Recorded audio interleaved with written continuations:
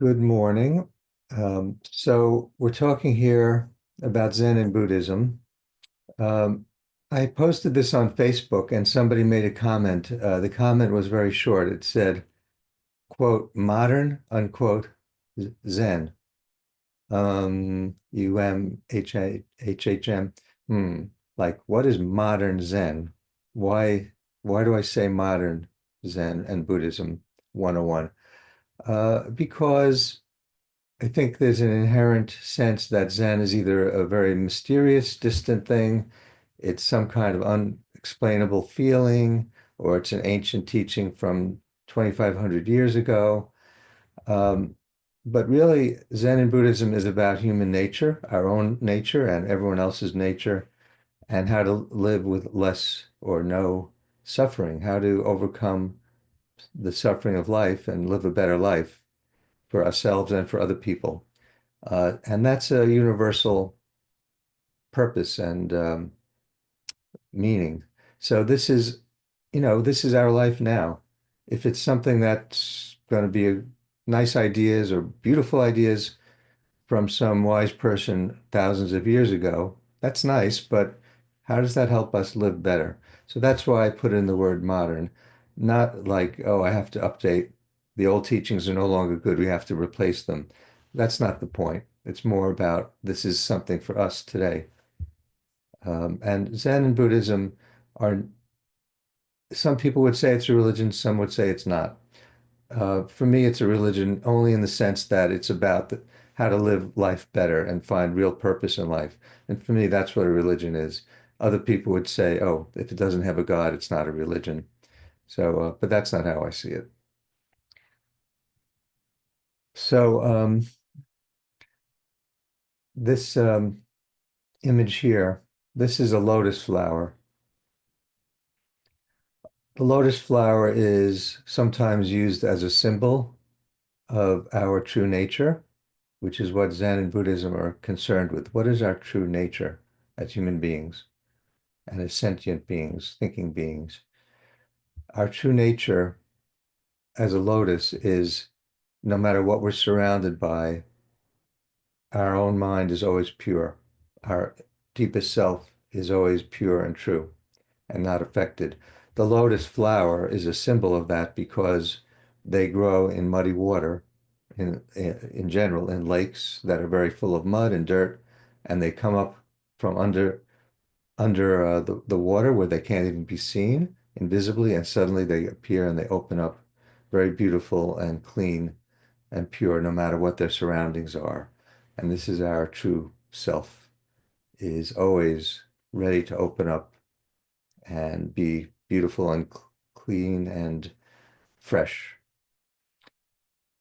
Um, Thank you for sharing that, Danielle. You know, you say being Christian, you're open to other cultures and beliefs.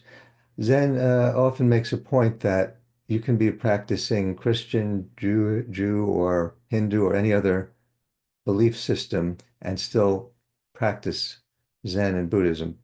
The reason is that it's not a dogma. It's self-awareness, understanding yourself and how to live in the world and express yourself fully. When you can do that, you can do that in a Christian setting, a Jewish setting, Hindu setting, etc. So it is very open-minded teaching in that sense. In other words, if you say in a few words, if love is the essence of Buddhism, you can love no matter where you are. You don't have to say, I'm a Buddhist. You can practice wisdom wherever you are. Yeah.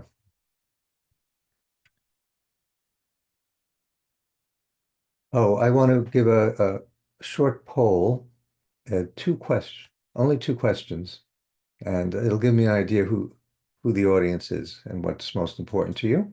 So if you don't mind, I'll just launch this. Let me see.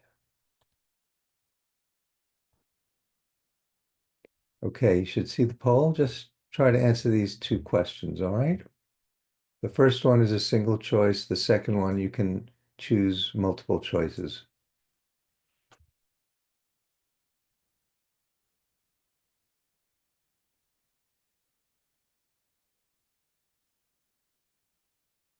By the way, it's anonymous. So in case these are loaded questions for you, don't worry. I won't know who's answering. I just want to get a sense of everyone's interest level and where they've been up to now.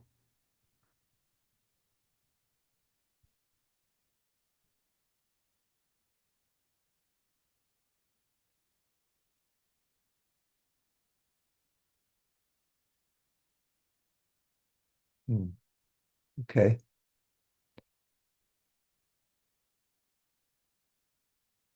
All right. So there's a variety of interests.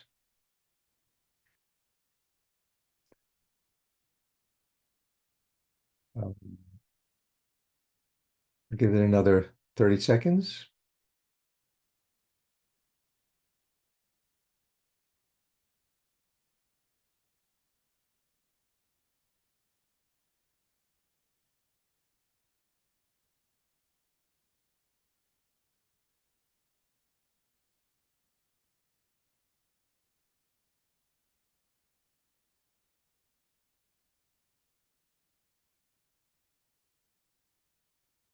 And I see what you wrote, Danielle. I'm glad you're sharing, and other people can give their reactions in the chat.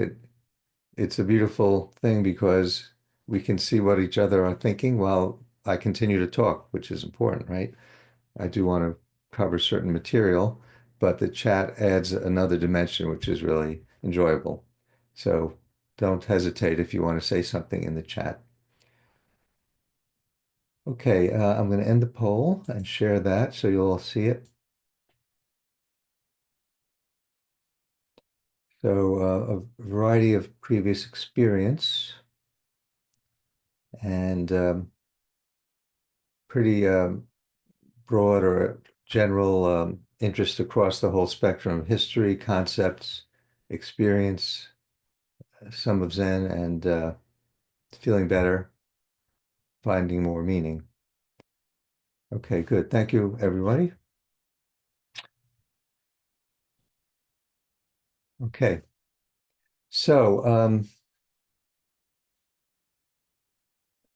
Buddhism started about 2,500 years ago, 500 BC, more or less, and it was started by a man named Gautama, and he was part of the Shakya clan, like family, basically.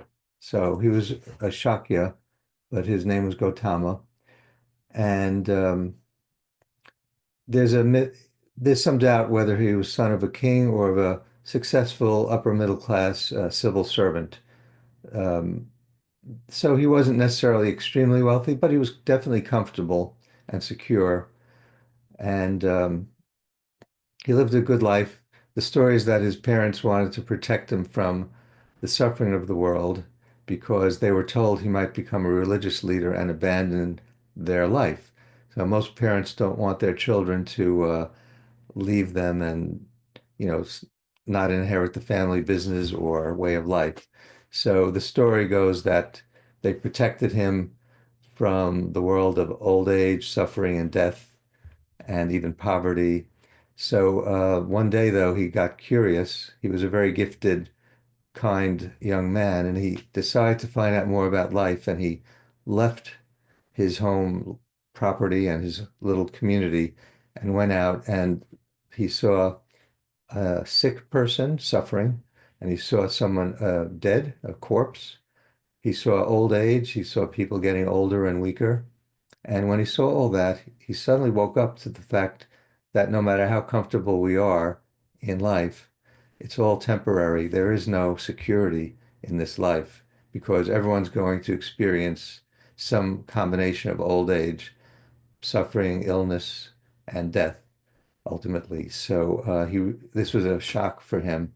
And the last thing he saw was a mendicant, a kind of a monk or a free living wandering monk who lived without uh, ties to the working world.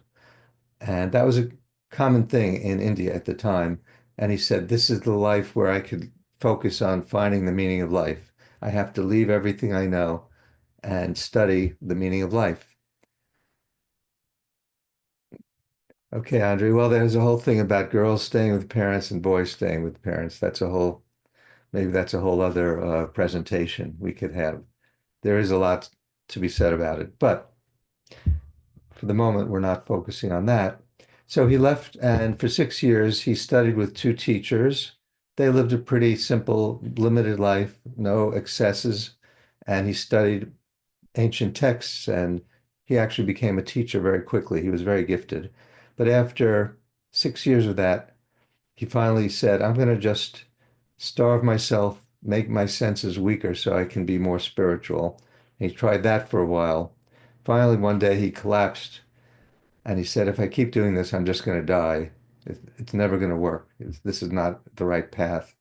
And then he remembered that when he was a young teenager, he saw his father working in the field and he was sitting under a tree and he had this wave of bliss, seeing the world so beautiful and peaceful. And his mind became very peaceful. And this is a memory he had from when he was young. And he said, maybe there's something there. Maybe I need to explore this deep feeling of peace that I had as a teenager. So he decided to sit down under a Bodhi tree and not to get up until he solved this big problem, how to live a meaningful life without suffering. And overnight, he gradually gained understanding until he finally saw a star in the sky and his mind opened fully and he had answered his question. So that's the history. After a night of meditation, he saw the morning star and he was done with his learning phase. Then he had this thought, maybe I should just die now. I've accomplished my goal. Why do I need to keep living? I'm happy. There's nothing more to accomplish. And then he reflected on that some more and he said, no, I'm not going to do that. Um, I have to share my knowledge with the world. There's too much suffering. I'm going to help people. Also, he had this thought that it's going to be hard to teach people. This was a subtle and profound teaching that he had, and it would be difficult to tell people what this is. But he also said to himself, there are some people who will get this message and will start to really tune into it and understand. So I won't only feel frustration, there will be people who can understand what I have to offer. So he stayed around and he taught for the next maybe 60 years, I think, maybe a little less than 60 years. He died in his 80s. Um, so any questions or comments right now? I don't like to do all the talking. So, any thoughts, questions? Okay, no, that's fine also. So, one thing is just to be clear, in Buddhism, there is no separate God. There is, each of us has this divine nature. You can call it divine. It's our true selves. Um, Divine is just a way to say it's very special, but there's nothing mysterious. It's our deepest true self, which is living in the moment and bright and shining, but we lose track of it for various reasons. We don't know that we have this brilliant identity, like a precious jewel. Imagine the sun shining, but is covered by heavy storm clouds. And if it was always covered like that, we might not even know the sun is there. And yet the sun is giving the light that we see by, at least during the day. So the sun of our true self is always shining, but it's covered by clouds of confusion.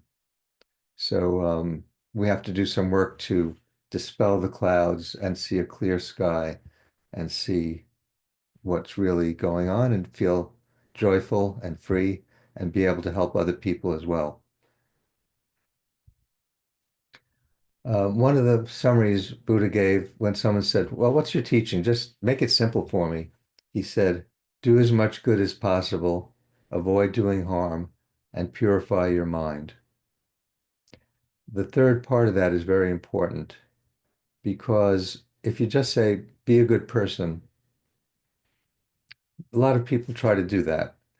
The problem is when our minds are covered by um, the three poisons are called uh, greed, anger, and ignorance. When we're angry, when we're holding on to things, that's greed. I want this. I want more of that. I want this. When we're pushing things away, anger and rejection of reality. If we're busy doing those things or simply blind, we're caught up in work and we're caught up in activities and family.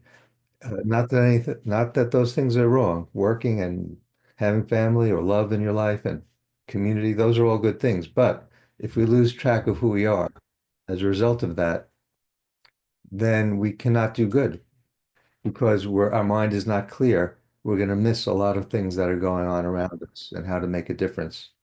So if we want to do good and avoid doing harm, it's also necessary to make your mind clear. And that's why seated meditation is part of Buddhist tradition. That's not the only way to clear your mind, but it's an important part to let everything else go and turn the light of awareness inside to understand what you're made of.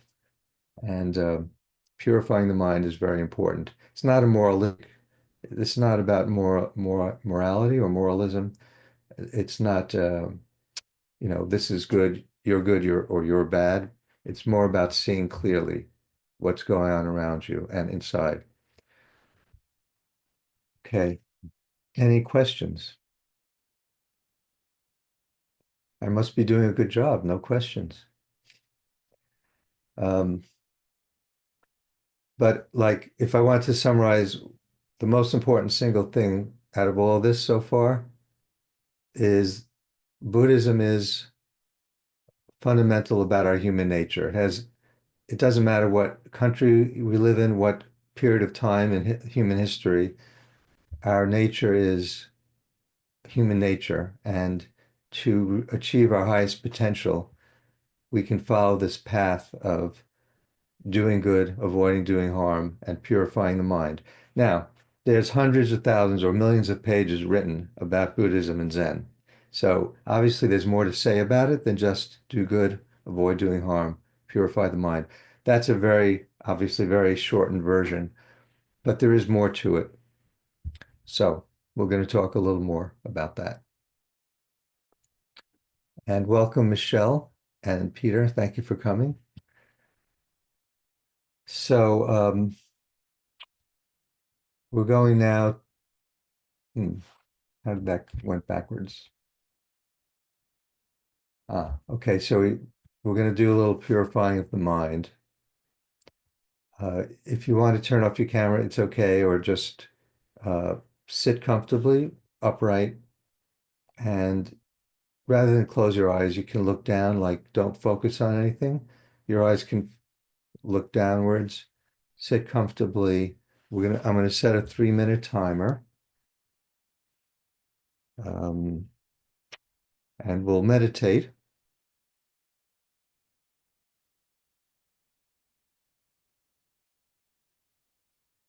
Okay, so 3 minutes. So when you're meditating, one way is to feel your breath coming in and out. Take comfortable breaths and allow everything else to come and go in your mind. Don't hold on to any particular thoughts. Feel your breath coming in, going out.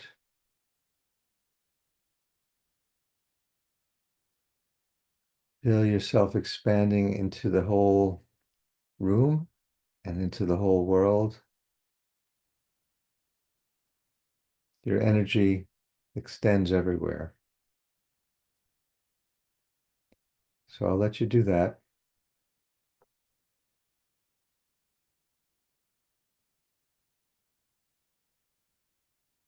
To see what shows up.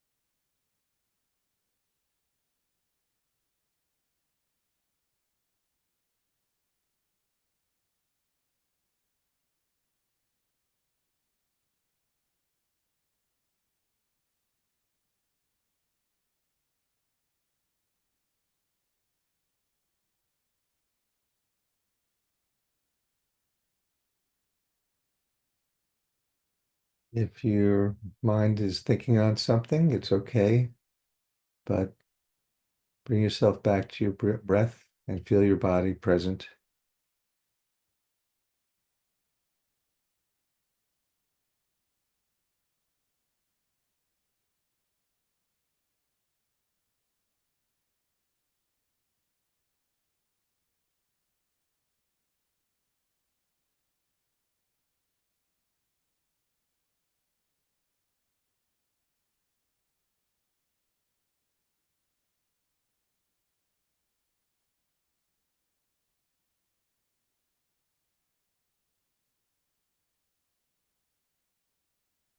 Oh, good. So far, so good. Um, Now I have a question for you. Look inside, like you were just doing, and see if you can locate yourself. Where is yourself? That's my question to you.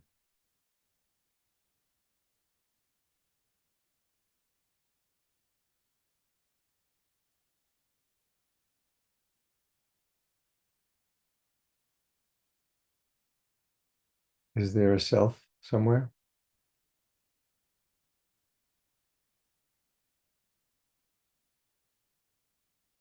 Okay. You feel that like, is that like your heart, your center of full awareness, not just your thinking mind, but your whole self? Yeah. Okay. Yes.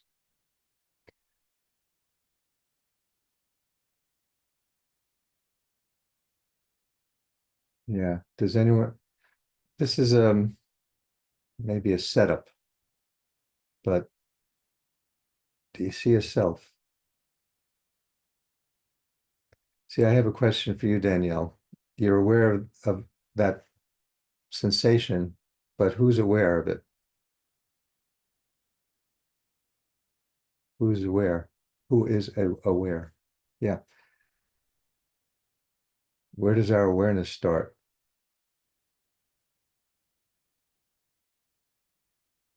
That's a tough one. Right. It's difficult to locate the self like a stream or balancing. This is one of the koans. A koan is a Zen puzzle, like to make you look deeper.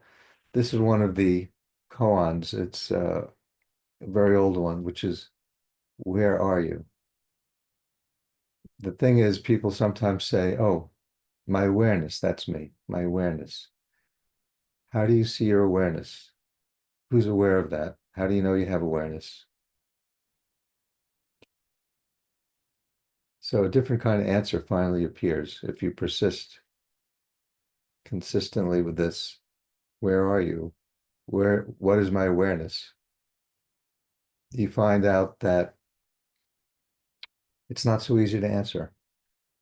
You know, when a child is 4 years old, running in the field, jumping up and down, very happy, is he or she aware of themselves? They're full of energy and enthusiasm, right? Now, that's not a completely free Zen realization, but there is something to understand about when we're excited and present. We don't even know whether we exist or not. We're not even thinking that way. Um, so, yes, I would say we're some kind of a stream of moment to moment. And there's an illusion that we have a permanent self. I am me. I was the same person when I was 10 years old. I've changed a little, but I was me. It's the same person. That's really kind of an illusion. In one sense, it's true, but we only think it's true. We don't realize it's also not true because our mind is constantly changing. So there is no permanent self. And that was one of the big uh, insights of Buddhism. In Hinduism, they talk about a permanent self, the Atman, the soul. And this may be shocking, but in Buddhism, there is no soul. There is no, the soul meaning a separate permanent self that keeps getting reincarnated. Instead of that, there's a stream of cause and effect and awareness that flows over time, and our choices and our the influences that affect us change our future as the stream of our being flows. So there is no permanent self, according to Buddhism, and I agree with that idea.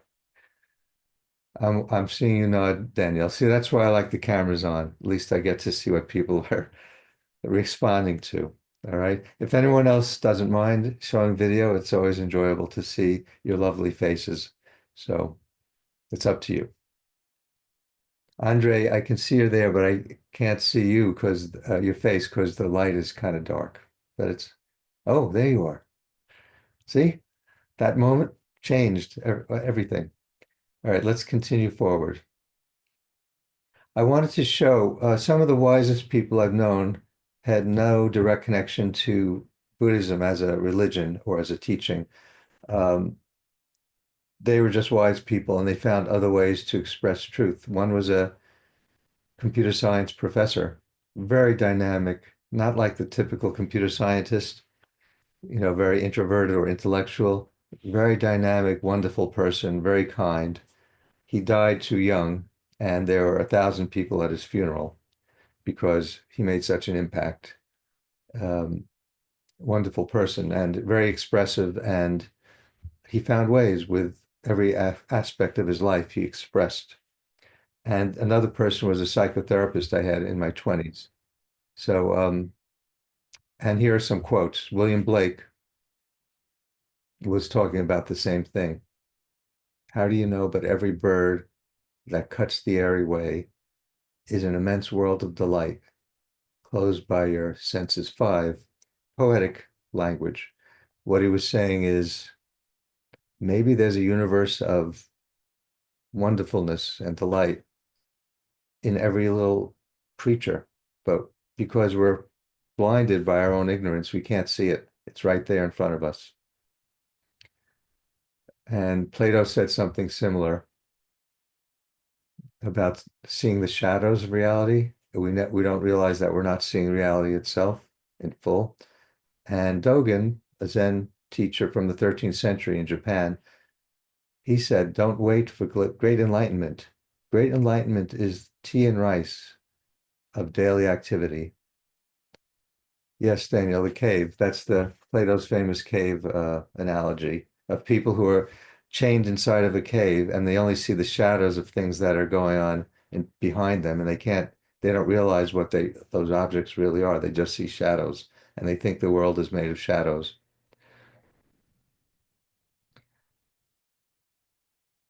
Yes, Andre, I think you're right. All those different experiences become our habitual kind of they kind of stick to our flowing self, gets the stuff that gets stuck onto it and becomes rigid or objectified, including the room we live in or people we know.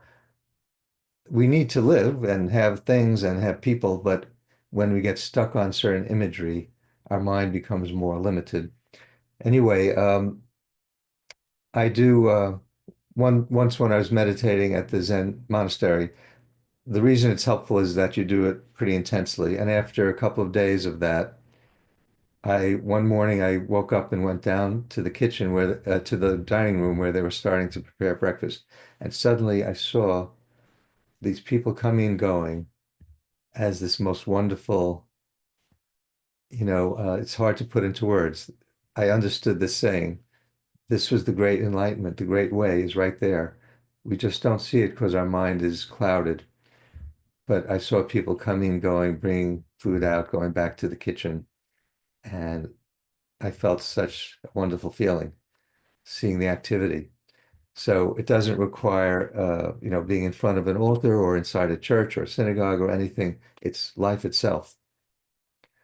Any questions or comments? I see them in chat. If you want to talk, that's also okay. What you just shared, I think of spiritual freedom. Hmm. Yes, true liberation. Yeah, freedom is, I think I even have a little comment about freedom because Danielle, have you heard of the book or read the book Zen Mind, Beginner's Mind? Hmm, maybe. Poss Okay. Well, I'll come back to that, but like the idea of freedom, words can have multiple meanings, as we all know. Freedom, if we understand it correctly, yeah, when you see everything in your life as the wonderful expression of the universe, that might be true freedom and liberation, right? Another idea of freedom is I can do whatever I want. It's a free country. I can go party day and night. I could work day and night. You know, I can lie down in bed and watch TV all day. That's freedom, but it's not freedom. That means you're stuck on those activities. That's the only way you feel comfortable. And if you do that, your world gets more and more narrow. So more important is to free your mind so that everything you participate in becomes enjoyable and comfortable, and you see the beauty of everything that you're involved with. That's real freedom.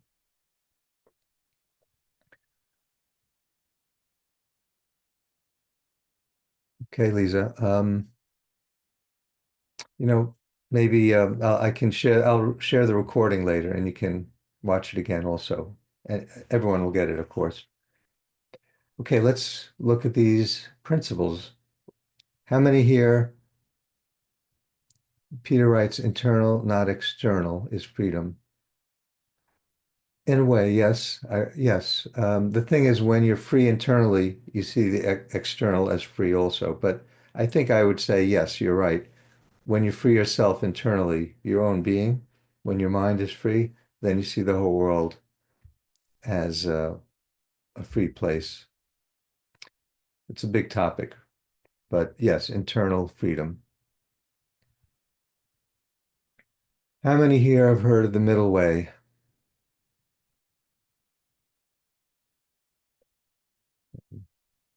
Middle way, okay. This was when Buddha came out of his from his enlightenment experience. He went back to some friends of his friends or colleagues who he had been starving himself. The six of them, there were five of them, and they were all starving themselves for wisdom. They thought if they really push very hard, one day they'll suddenly understand.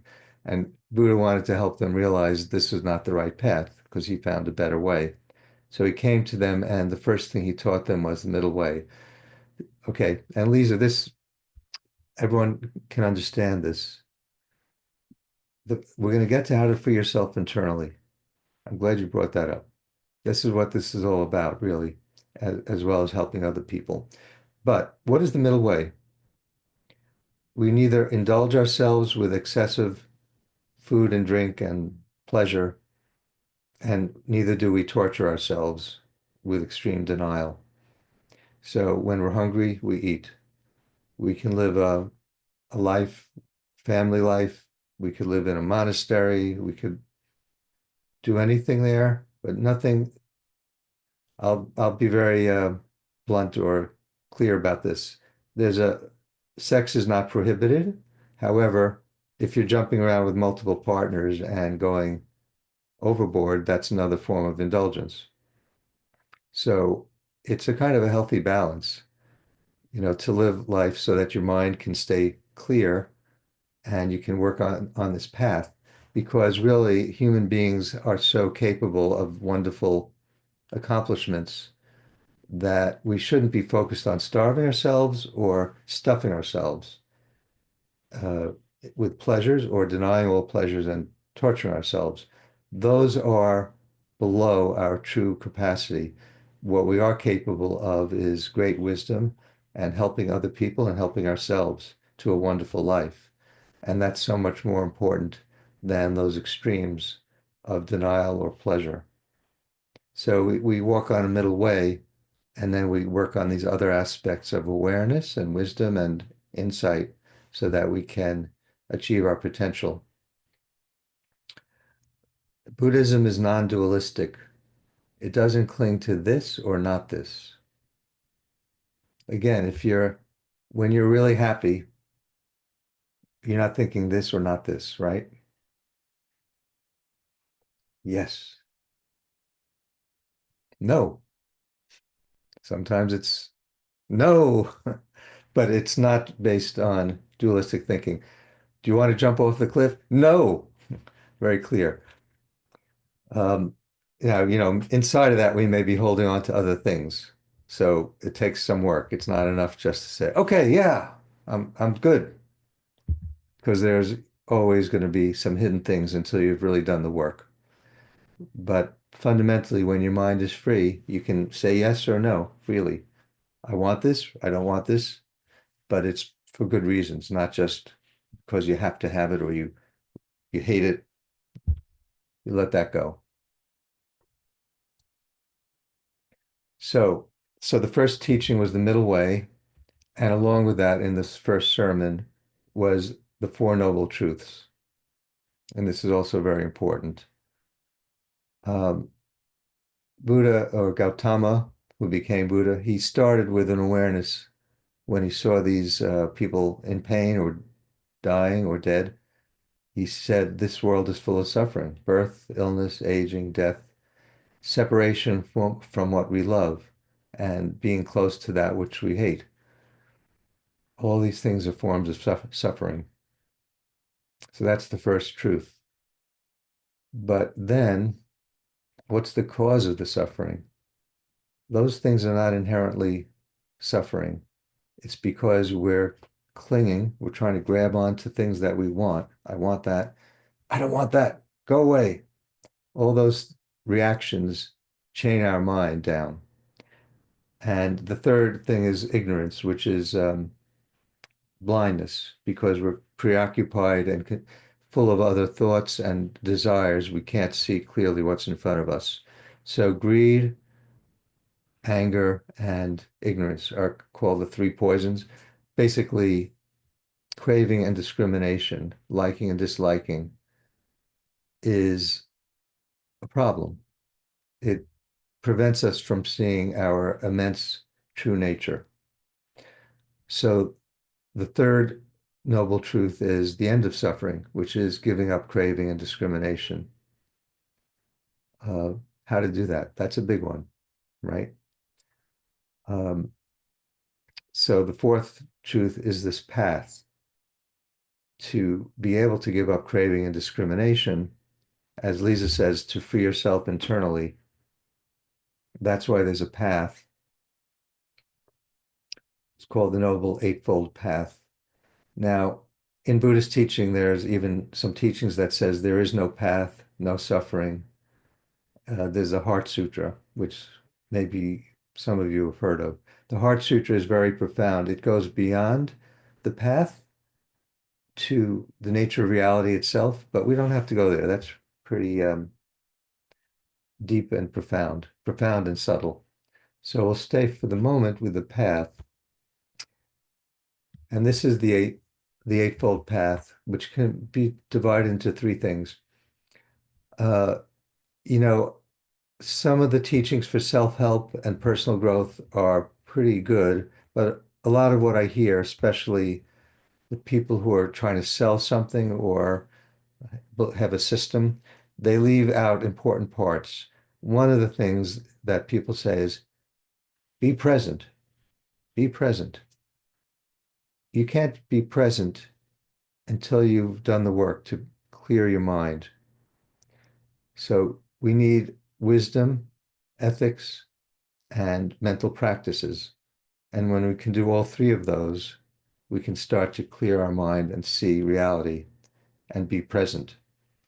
But it's not mental gymnastics like, okay, I've got to concentrate and really, I'm going to buckle down and be present. It's not like that. It's actually kind of a soft, open mind that is present. Do you get that? When you're kind and happy, full of joy, then you're present. So it's not a mental gymnastics. It's waking up to a more healthy mindset. So Specifically, wisdom involves the right ideas, including understanding the Four Noble Truths that we're not on television I see shows where when the people want to have a good time, they go to the bar and get drunk, basically, or close to it. And that's their idea of how to be happy. Well, that's not a very good understanding because it doesn't lead to real happiness. I mean, having a drink is okay, I suppose, although now they're saying alcohol is pretty bad for your brain. But aside from that, the idea that you can either work yourself to be happy or get very wealthy and then you'll be happy, or you know, pleasures of various kinds. Those things don't ultimately result in happiness. So wisdom is having the right ideas of how to develop peace and happiness for yourself and other people. Um, and then ethics and morality means if you're building nuclear, hydrogen bombs, you may be harming society.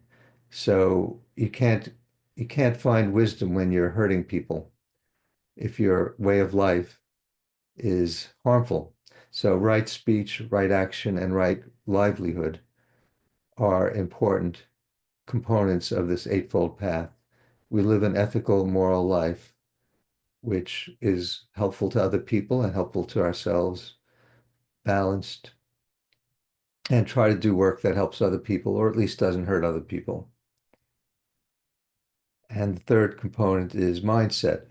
These things are a little subtle. Um, right effort, right mindfulness, right concentration. They sound similar, but basically, their intention, it's about intention to be aware, and concentration might be meditative practices, like allowing yourself to work on your awareness when you're not distracted by anything else. Um, but basically, this is the where a lot of the personal growth focuses, mindfulness. But without the other parts, it won't be fully effective. So mindfulness is good, but we need to have the right ideas of kindness, ethical behavior, watching our speech, and taking time to focus. If you're working 14 hours a day and you're constantly exhausted, you might not have a way to develop your mindfulness because you'll be too exhausted and stressed. So we have to stay balanced. Any questions or comments? Is this going too fast or is it okay? For me, the speed is fine. I was thinking it's difficult to practice these mindfulness and um, moral ways of living. We have to really be, I think, be able to like discern and be conscientious and aware of other people and build Mhm. our empathy because I think a lot of messages we receive is go fast, get it done. Hmm. And at least for me, that's a challenge I find. Yes. Sometimes the workplace, maybe other people, but especially in work, it's profit driven and material focused. Excuse me. So, yeah, often the message is hurry up. We need this quick. There's a deadline. So it can be stressful. Depends on, are you talking about the workplace, Danielle, specifically the working world? Um, not necessarily, but I definitely see it applying. Mhm. Yeah, sure. Actually, in healthcare, I've known a few people who've worked in hospitals, very difficult places. Because hospitals, even though they're nonprofit, most of them are nonprofit, but they're still very focused on having more money so they can open more wings and more buildings. And they cut down the staff, and then everyone has to work very hard. They're juggling five balls and trying not to hurt anyone in the process because they have people's lives in their hands. So even in the healthcare world, instead of being able to focus on being kind and helpful to people, you're rushing. people say doctors don't give you time to explain what's going on. It's another long discussion, but a lot of doctors have sold their practices to large corporations like hospitals, and then they get pressured to deliver a certain number of patients per hour and profit margins, like make sure you prescribe things that are more profitable. So, yeah, there's pressure almost everywhere. And if it's extreme enough, it might be worth changing jobs, if you're in the workplace. I've gone through that. I actually enjoyed my work, but it was pretty intense at times. Trading quality for quantity, yeah. Um, Behind that, as a psychotherapist, I'd also say there's a lot of anxiety driving this. It's hard for people to slow down because when they do, we start to realize that life is transient. We're getting older. What is it all about? And other things that we don't want really, we have a hard time facing. So it's better to keep busy. I'm busy. I have important things to do. Hurry. So there are deeper reasons behind this capitalistic overdrive. And I'm not against capitalism. Profit is okay, but it's the overdrive, it's the toxic capitalism that really does harm. But it has reasons. People don't want to face our vulnerability. And as a result, we overwork, we overdo a lot of things. Yeah, it is sad. That's the world that we're seeing. And you can see the world is, our country, the US, is not very healthy in a mental way right now and for a long time. Is anyone here from Canada? No? All right. Peter, huh? Yeah, your doctor retired. He couldn't take the large medical group. Oh, Danielle, are you living in Illinois now, Danielle? Okay. Welcome. Thank you for traveling all this way. I tried once to apply for Canadian visa to relocate to Canada, but they didn't give visa. They told that I do not have a family or a lot of property, so if they let me Mhm. in the country, I will never leave the country. Yeah. Yeah, Andre is a world traveler, but like Canada is a tough one. I've known Andre for a few years, and right now you're in Dubai, right? Yes, exactly. I have been here for approximately a week yet, and I'm considering to move probably after Dubai to Malaysia, to Kuala Lumpur, but I'm not certain yet. Uh, well, good. Your your adventures. Maybe one day you'll write a book about all the things you've seen. Um, so these three categories make it a little easier, especially in the time frame we have to absorb. This is an important thing. Now, I'm going to give you an analogy. Uh, it is said that these teachings are like a raft or a boat to help us cross the river of suffering and to get to the other side, which is a big expression in Buddhism, to the other side where our mind is free of suffering. So the path here is like a boat to get to the other side. But once you get to the other side, you don't need the boat.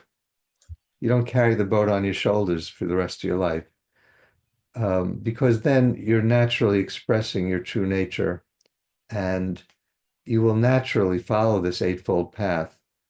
But you don't hold on to it as a set of concepts. It's like an arrow pointing in a certain direction.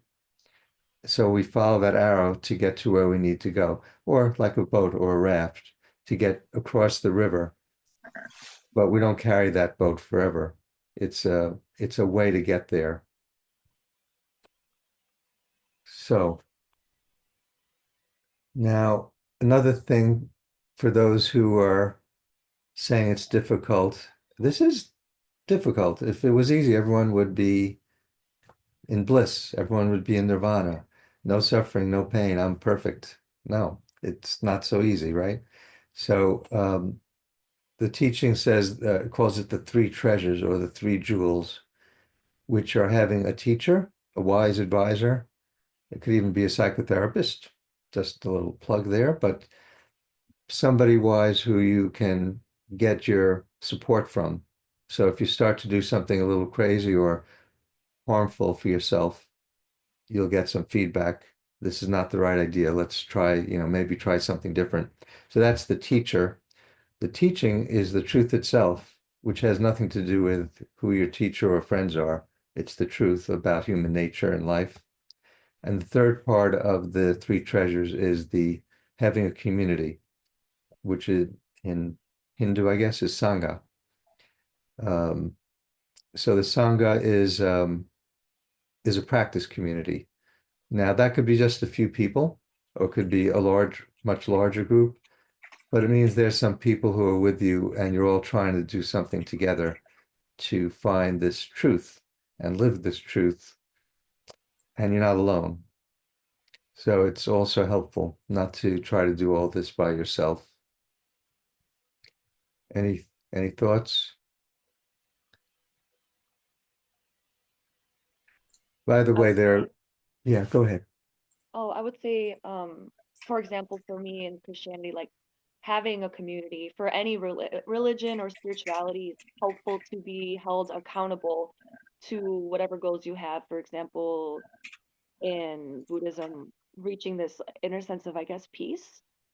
Um, um, Being able to have people be holding you accountable. Are you practicing? Let's practice together. I think is Mhm. powerful. Okay, now I'm going to give you a little pushback here. There's an interesting phrase. You said accountability. Now, I study nonviolent communication also, and in those communities, we call it an empathy buddy. Now, there's an interesting interplay. Buddhism is dialectic. It's like you're creating awareness through dialogue and exploration. So if we think of accountability like, have you meditated today? That's accountability. And you did hint at that idea, like to make sure you're practicing. Are you doing this? Empathy would say, how are you feeling? Should we sit together? You want to do this together? And there's a connection there, right? You got that, Daniel, right? So there's this subtle interplay. Sometimes it's right to say, you know what, you haven't been sitting. What's going on? Don't you, aren't you serious about this? That could be appropriate. It depends on the whole situation. But when people, I know in the coaching world, they call it accountability buddies. And it's like someone's there to scold you if you don't do what you're supposed to do. And the human connection might get left out. I think of Um, from a place of love instead of shame. yeah, sort of a shaming pressure. Maybe not explicitly like you're an idiot, that would be shaming, but like, how could you not practice? How could you not have done this? No, you have to do this. So that kind of pressure may not always be helpful. Just something to weigh this balance between encouragement and kind of shaming or not shaming, but this is what I see. Why is this happening? Maybe make the person think. Peter, your comment, I thought Buddha wasn't a teacher. Um, why do you say that? I want to understand better. It may become due to my comment. I found that three jewels is Buddha, Dharma, and Sangha. Um, Mhm. and you mentioned jewel as teacher, and maybe teacher refers to Buddha, and maybe not. I'm not certain Yeah. if it relates. Hmm. Well, Buddha was a teacher. The human being we're talking about, Gautama, Buddha, he was a teacher, I would say. I'm not sure, Peter, what you have in mind because maybe you've heard something, but he was a teacher, I would say. Buddha also, the word also can mean an awakened one. So it's not only the Buddha who was this person 2,500 years ago, but Buddha is anyone who is highly enlightened and liberated and who teaches can be Buddha. So, um, you know, even the wise people in our lives, even if they're not perfect, they can act like a guide. We try to take the best from what they offer. So maybe if Peter, if you want to type something like what made you say Buddha wasn't a teacher? I don't understand.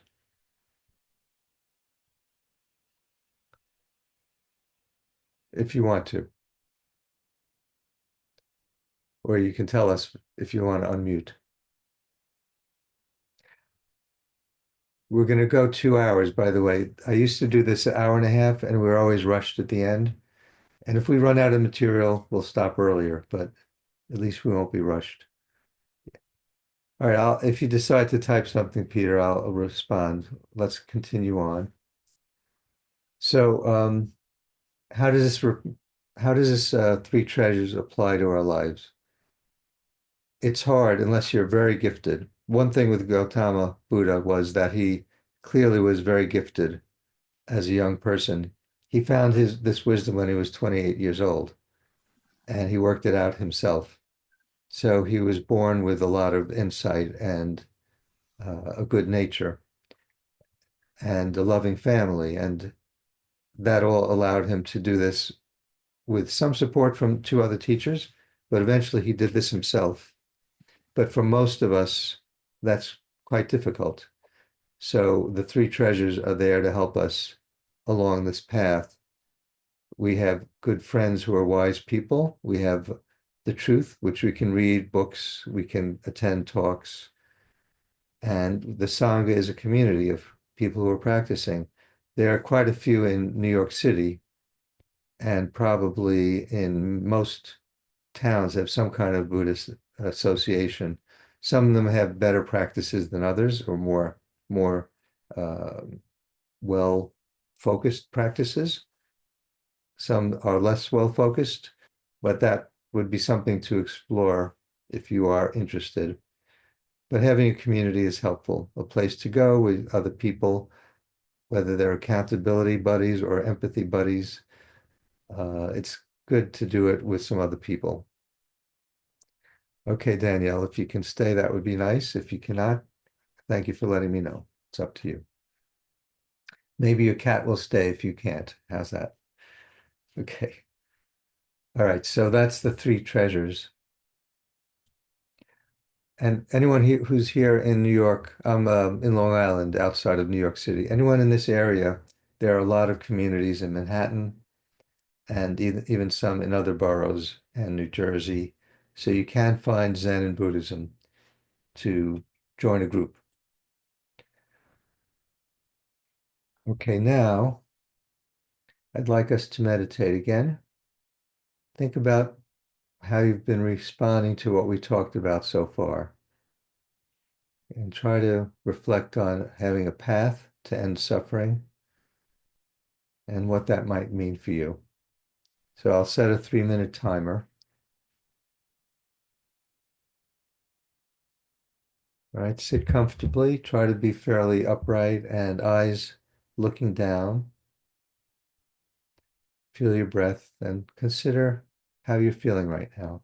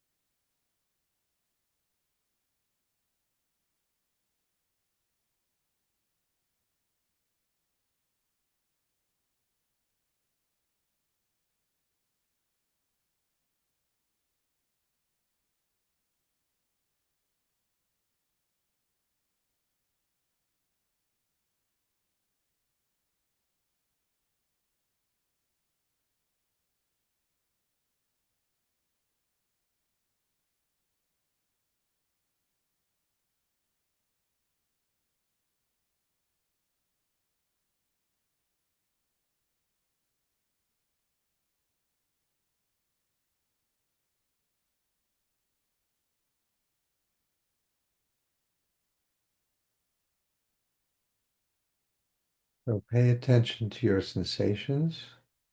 What are you aware of? What do you see in this moment internally?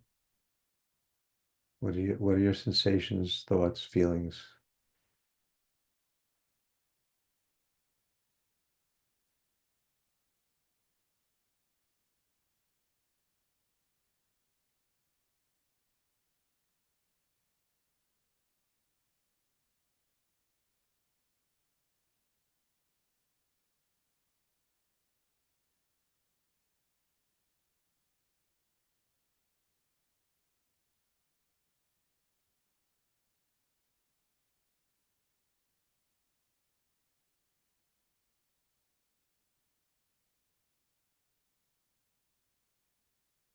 Okay,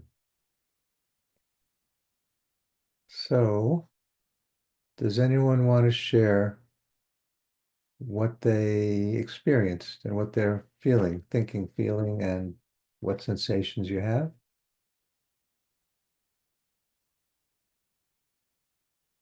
Connecting more to my breath, I feel more relaxed. Okay, thank you. Yeah, there is a kind of an immediate response to that kind of focus. It's interesting.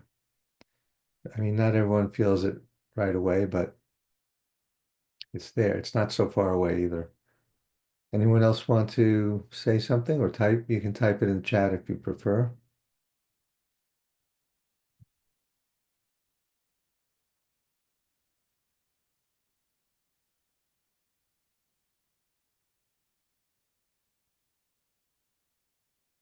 Um, like it could be, I didn't notice anything. That would be one response. Um, there is no Uh, correct response. Yeah, Andre. as for me, I was trying to feel something. I only feel some blocks, which give me idea to do more exercises like running or swimming to get less blocks, to be more Yeah. relaxed. Okay. Physical activities that could maybe balance the mental activity too. Bodhidharma was a teacher from India who came to China. He brought Zen to China. And he's also, I'm not an expert in this history, but they say he's the one who started the martial arts because he saw that the monks were like their bodies were weak and their minds were kind of wandering. So he started physical training as part of the meditative practices. We do need to take care of our body and stay active. So you're not the only one to say that, Andre. And Lisa, you feel the same, right? Thank you. Appreciate. Bodhidharma is one of the big names in Buddhism. So, he believes in the same thing. Andre, you're onto something. I do Tai Chi, I teach Tai Chi, and I go to the gym too. It helps. Sometimes when you're feeling a little like low energy, you go to the gym, you feel more energy at the end. You feel good. So, yeah. And next, oh, look at that. There's a fly on the slide.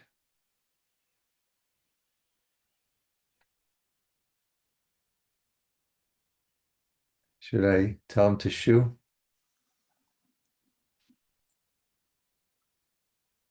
In Zen Mind, Beginner's Mind, one of the pages has a fly similar to this, slightly different housefly picture. You're reading the book and you turn the page and suddenly there's a blank page with a fly. So this catches your mind in the moment. Um, I think everyone here can feel a little bit of that when you first see this, a little bit of the like, whoa, what just happened? That's one little aspect of being in the moment. It really is beautiful to let go of all the things that go on in your mind and see what's real. Wow, look at this. It's a beautiful day, even if it's 10 degrees outside.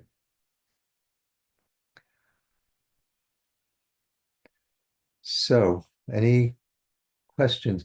Someone who has not spoken, um, Mira, you usually have things to say, but maybe today you're in listening mode. Any thoughts? If not, we'll continue. Suzanne, any thoughts? Welcome. I'm glad you could join us.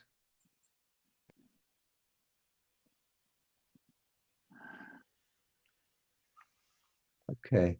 All right. So if you guys want to say something along the way, you're very welcome to do it.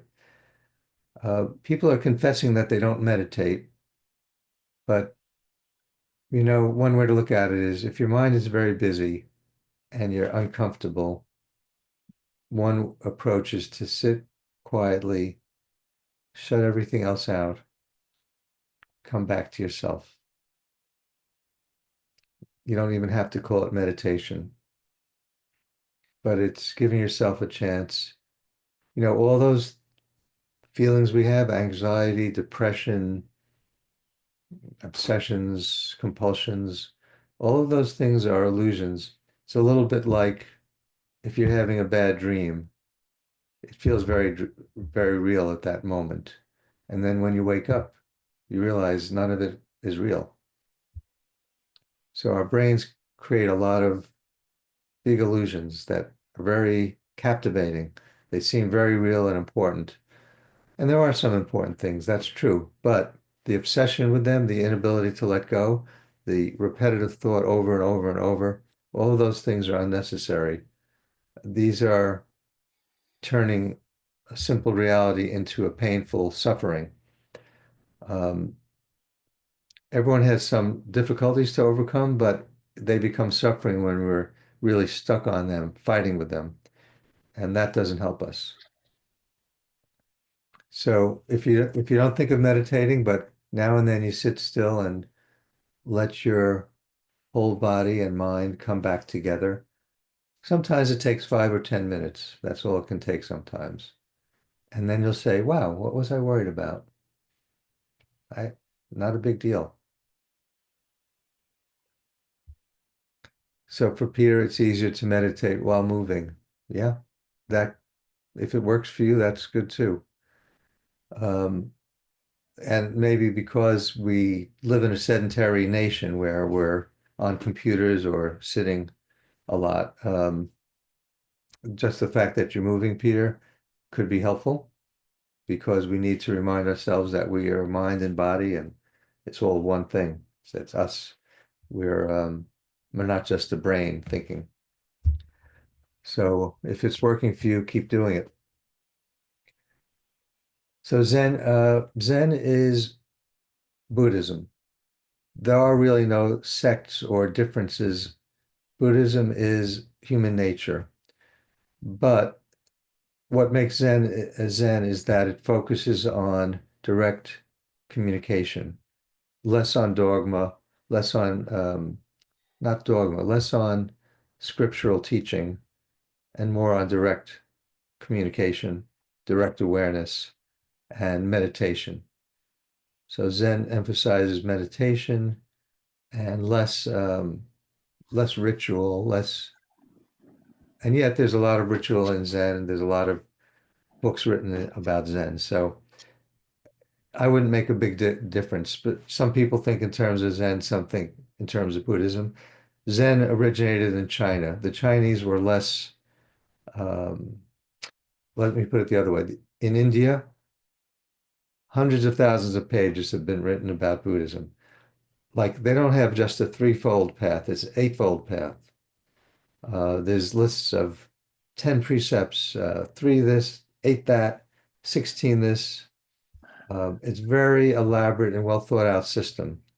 Zen, the Chinese, they said, I don't want to do all this. I'm going to focus on the essence of it. And like that is more immediate. So how do you see one hand clapping? What's the sound of this hand? What sound does it make? It has presence.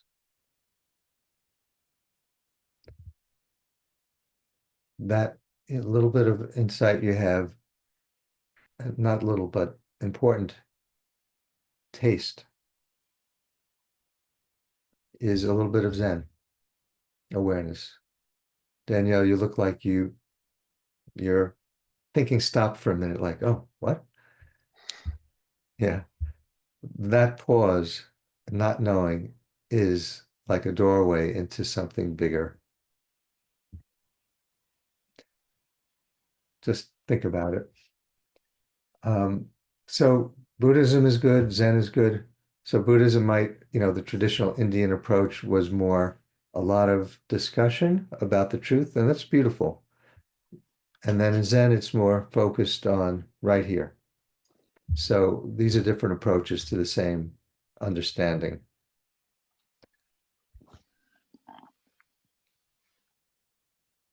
In Zen, we do a lot of sitting meditation. I used to sit cross-legged.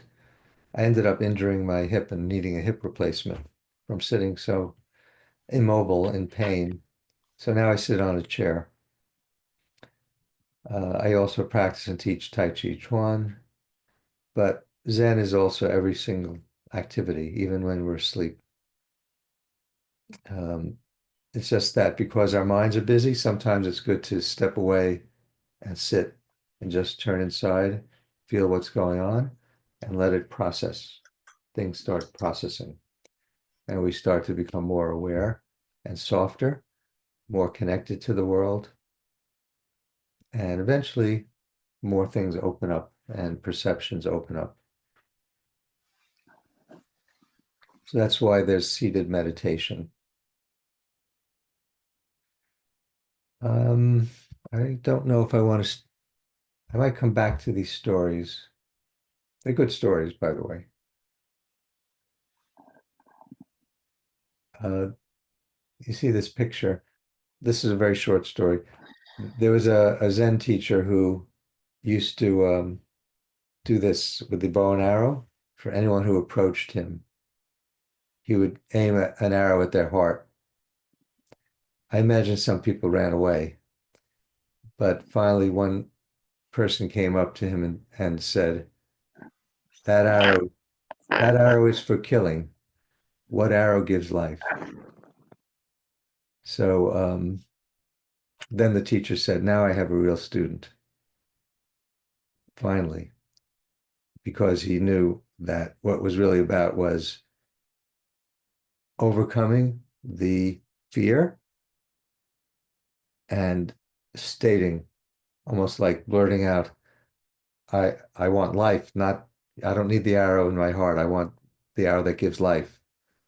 And then they could connect because that was from the heart.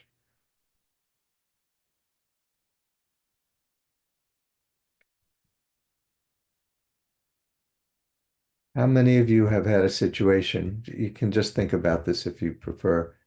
How many of you had a situation that was really difficult to face?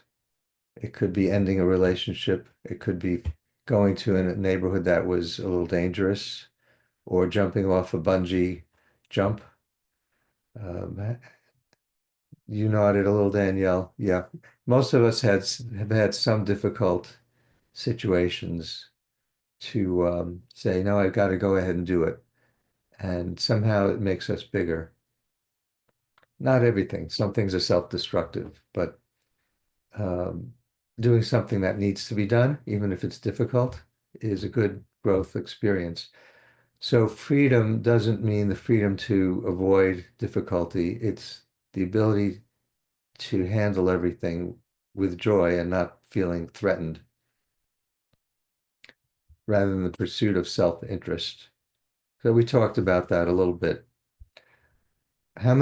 You've all heard of the term detachment? That's often used in Buddhist writing. I want to clarify what that means. People think it means I don't care about anything. I'm above it. Nothing matters. I'm detached. I'm cold. That's not what it's about. So the example I like to use is you're in a movie theater and there's a fire in the back of the theater where you came from, how you got in. So you can't go back to the lobby. How do you respond to that situation? Some people will start screaming and running around, unproductively, getting lost in the smoke. And then maybe a couple of people will stay clear-headed and look for the signs for the fire exit and yell, this way, follow me. So which one of those is detached? The second one. They're not caught up in the moment. They're doing what's needed in that moment. That's detachment. It's deeply felt, but it's not caught up in the details of that moment. It's what is needed right now. So that when we're caught up in feelings and anxiety, we can't be helpful and we may not be able to handle the situation. Hmm. Yeah. So Danielle, you wrote your job as an early childhood daycare teacher, previous job, when there were emergencies, detachment was important. Yeah, well, you don't want the children to start panicking and getting even more upset if something happened, right? Yeah. Strength. So you strengthened that muscle. Good. Yeah. Yeah. Well, people, in that sense, adults can be like children. In that sense, adults are not the same as children, but there's this thing like people can start to get panicky or upset. And if you're calm, you can help them not go there and they can deal with the situation. Yeah. Thank you for sharing that. I gather you left that job. What do you do now, if I may ask? To Oh, pursue psychotherapy, right? clinical mental health counseling, yes. Clinical And mental health. maybe eventually psychotherapy, yes. Well, yeah, they're very closely related. You know what? The title doesn't matter much. As a clinical mental health counselor, you can give therapy. It's just a different title. I mean, maybe the training is not exactly the same, but it's great. Congratulations.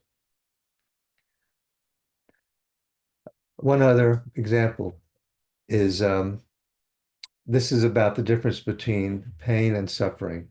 And this is really important to also. We all have pain in life, whether you fall down and hurt yourself or get very sick. Those are painful situations, but they don't mean suffering. So think of a young child getting a vaccination. A lot of them will cry and scream and they say, ah, ah. And most adults, they get a shot and it's okay, ouch. And that's it. So that's pain. But the child is suffering because in their mind, they're making it a big thing. As adults, we generally overcome that and realize it's going to hurt for a moment and that's good for me. I should get the vaccination. Uh, and the adult feels the same pain the child feels. The pain is the same, but the suffering is different. So that pain is easy for adults to handle in most cases. How about the pain of severe injuries or losing a, loved one? Those are harder, but they're also due to mental constructs. You know, so overcoming the suffering from getting a shot or vaccination is relatively easy, but through deep practice, we can overcome most of the suffering.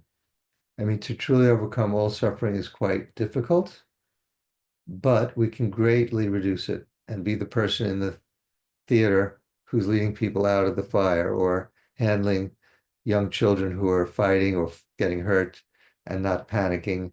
So when we let go of our own suffering, we can be more helpful to other people and live a bigger life. But that takes some work. We have to work on it and find our deeper self because the deeper self is not captivated by thoughts of suffering that cause suffering. We're no longer captured by those things so easily, and we're more attuned to people's needs and feelings. Does all that make sense? Any question, comment? Yes, it does. Any other thoughts? See, this is your big chance to communicate some Someone who hasn't yet, but okay, we're going to keep going. Okay, this one I've solved the ancient question. Is the glass half full or is the glass half empty? I solved it. Do you know what my solution is? Anyone want to guess?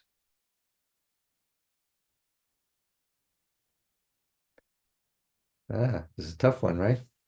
Maybe I should let you think about it for a while and come back to it in the next talk. No, I'm going to give you the answer. I'm What making is this your easy. solution? Andre, you No, said, I was just asking, what is your solution? I was just wondering to ask about it. so is the glass half empty or is the glass half full? Maybe that's the wrong question. Why are we even asking a question? There's the glass. It's half empty and it's half full. It's there. That is the glass, the middle one there. So why do we say, is it half empty or half full? I would say if I want to drink, I would say it's half of a glass, so it is half full because after I drink the half, it will be empty completely. Yes, and if it has something to dissolve in it and you want to shake it with a cover on it, it's good that it's half empty because you have some room to shake it, right? That's a practical approach. So the truth is it's both half empty and half full. Why argue about it in a sense? I mean, in society today, there's so many controversial topics, but it's people turning things into black and white. Really, there is black and there is white. They're both true. I mean, when we can't see that, then we go all the way to white or all the way to black, and then we have a problem. They're mixtures. The yin yang symbol, the black and the white intertwined, that's a representation of the fact that they coexist and they depend on each other. If there's no darkness, how do we know what light is? If there's no light, how do we know what darkness is? So we don't have to set them against each other. They work together. Same thing with half empty and half full. You got it.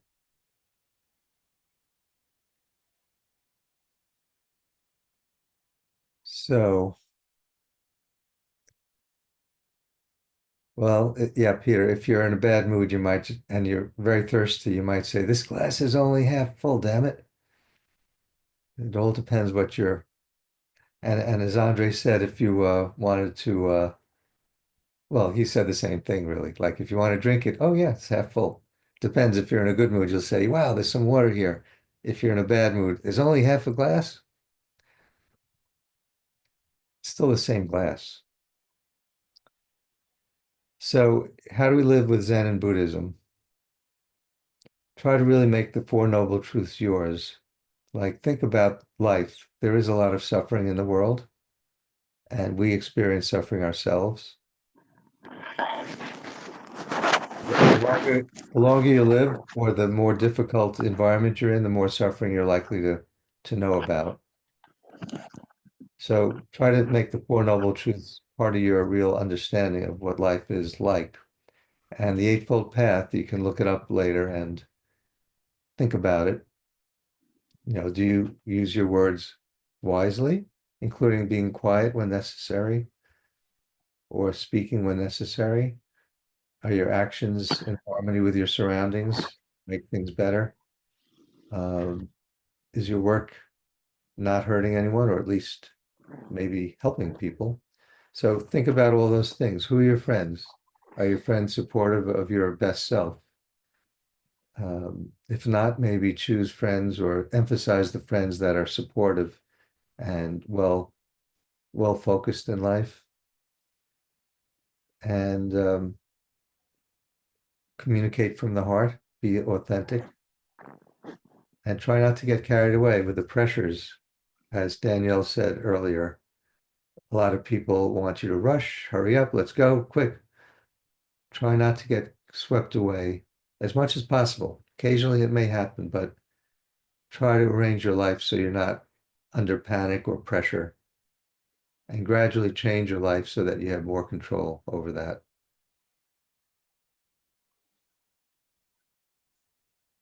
Any comments or questions?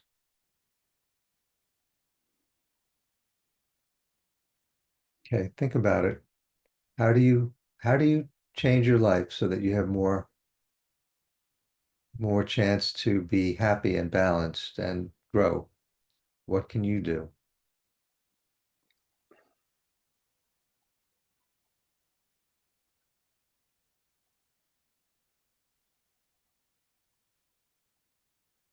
Even in the workplace, there's this interesting balance. Sometimes I had a client once who was very polite and she needed to be more herself in the workplace. She was afraid to show feelings. When she was upset, she would go in a separate room to cry. She never let anyone see her being upset. She was smiling all the time at work, and it was driving her crazy. It was driving her to a lot of stress and dissatisfaction. I said, try letting some of your feelings show. There are other people there, and they will enjoy knowing you better. You're not supposed to be a robot just because you're in a workplace. There are certain limits. You don't want to interfere with things too much, but on the other hand, people want to see you as a human being. And this is true everywhere. So she did that and it helped. So try to make your surroundings more real, authentic, connected to other people. You don't necessarily have to change where you are, but if it is too toxic and harmful, you might want to change your surroundings.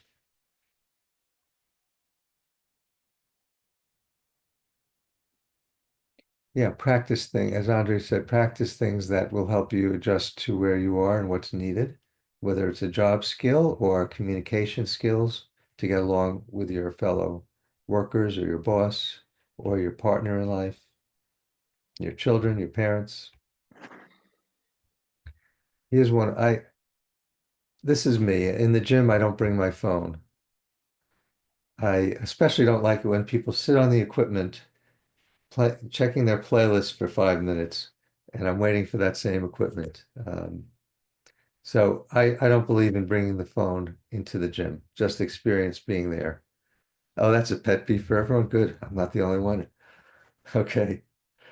Except for the people who do it. I guess for them, it's not a pet peeve.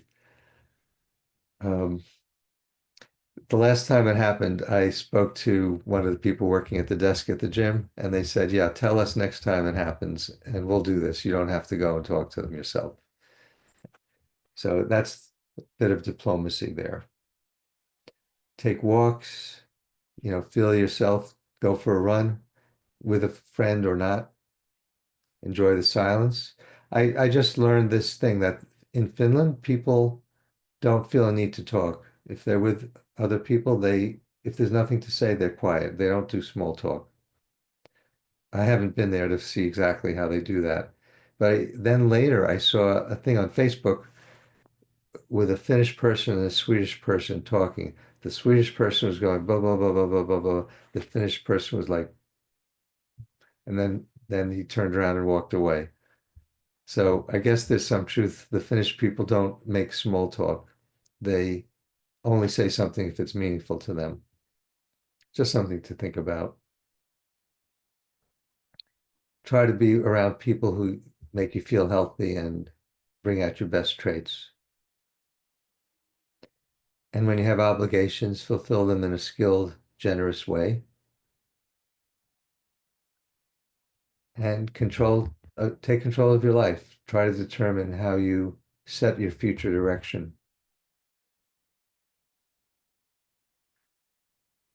Yeah, the phones in schools are a problem, but parents scream, I need to be able to reach my child.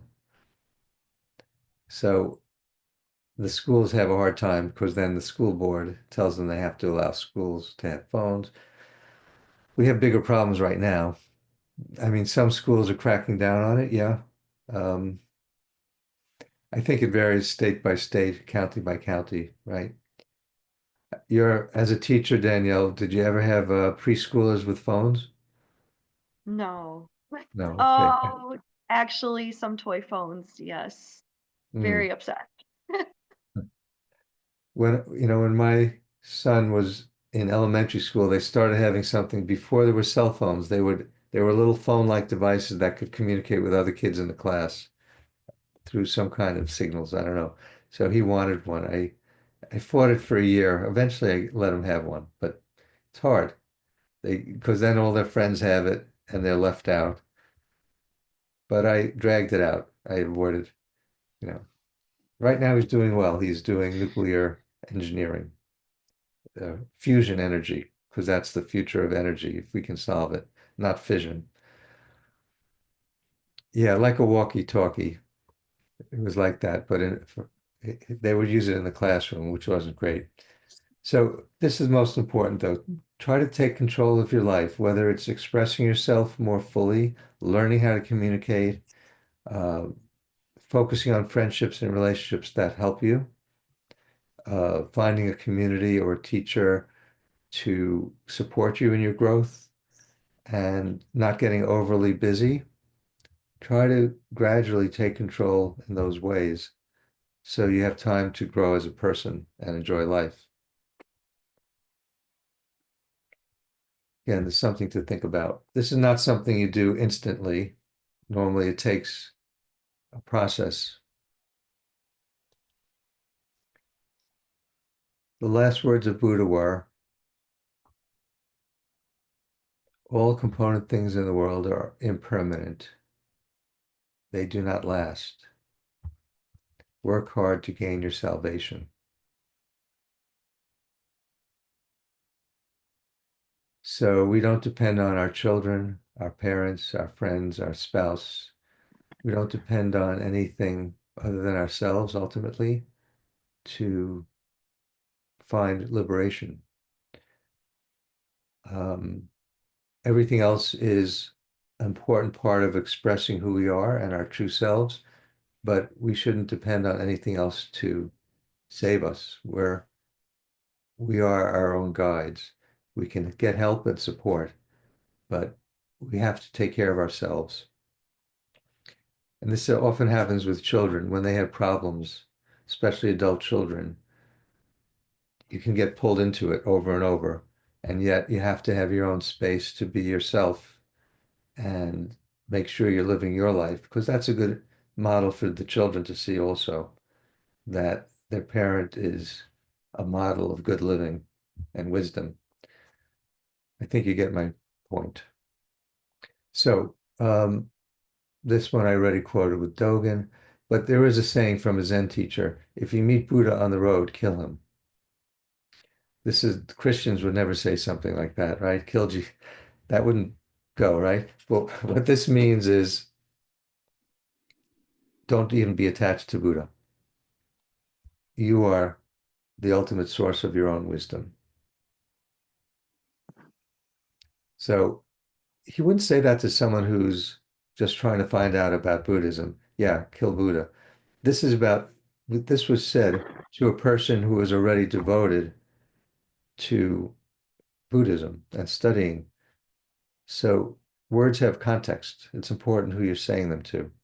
So this is said to people who already maybe overly get attached to ideas of Buddhism and studying. They get overly stuck. Well, kill that. Where are you now? Yeah, you got it. Uh, I have been in a Tibetan Buddhist camp in Himalayas, in Dharamshala, and the monks have a practice. They work whole day to draw a mandala. It's image made of something like a colored sand from something. Yeah. They spent all day drawing some beautiful picture from this, and after the work is finished they destroy it. Mm. So Mhm. it's kind Don't of be attached. So they're not attached to the end result of the work. It's the process of doing it that should be the fulfillment. You know, when you're feeling very good and you just raise your hand and wave to a friend, that feels very good. Um, but you're not attached to anything. It's an expression of who you are. It's hard to put into words, but maybe you get some idea of what we're talking about. If you can, you know how children, when they first walk, have you ever watched a baby who takes their first steps and they're so happy? They're not thinking, oh, I'm gonna now go to the kitchen and get a cookie. It's like, oh, look at me, I'm happy. It's very spontaneous, that joy. So, that aspect we can carry into adulthood also. Like these moments of peak experiences are beautiful. They don't have to result. So you're making a beautiful mandala. It's not because of the mandala, it's this creativity. And then, yeah, you erase it at the end. And that was in Tibet, right? Dharamsala, what's the name of it?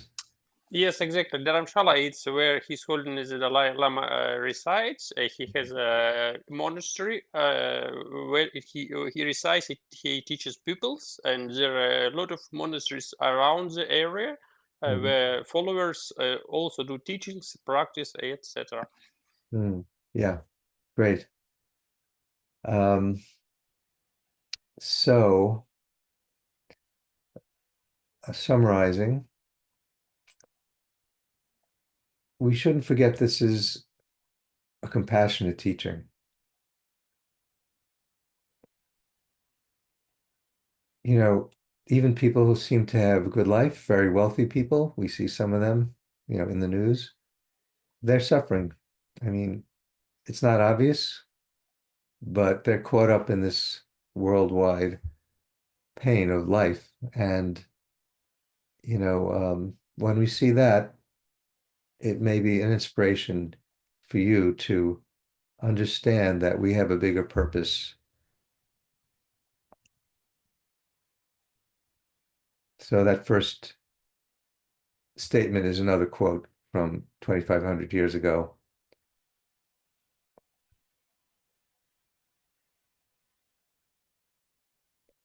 As a bee gathering nectar does no harm and doesn't disturb the color and fragrance of a flower, so do the wise move through the world.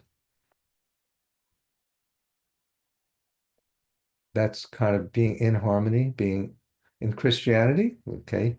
Danielle, you said you'll understand this, right? To be in the world, but not of the world. So how do we live in the world without being caught by it? That's what this quote is also talking about. The bee actually contributes to the flowers, fertilizing flowers while it's gathering its food. Maybe we can do that too. And work with diligence to find your true freedom and your positive place in the world.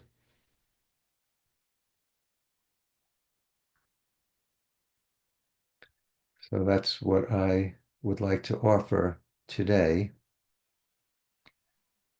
And I'm open to any questions, or what are you experiencing right now?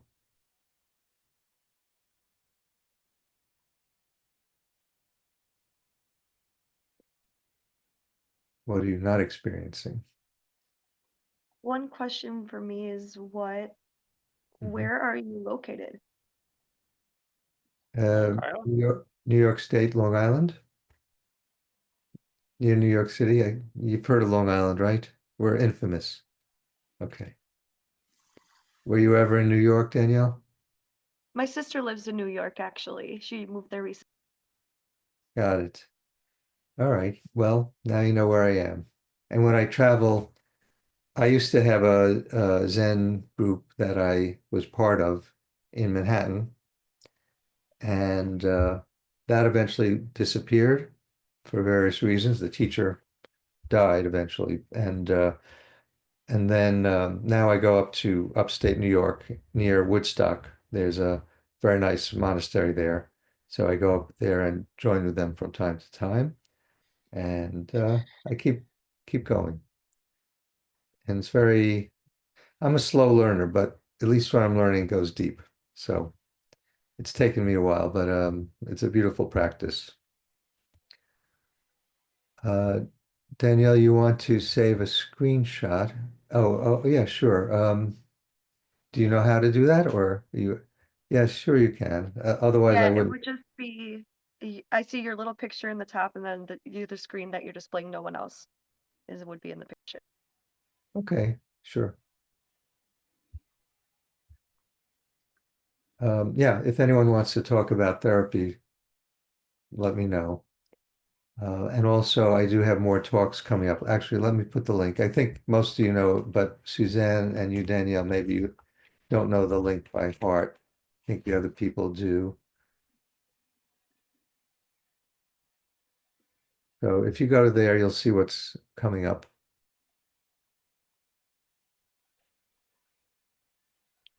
And anything else? Any other questions?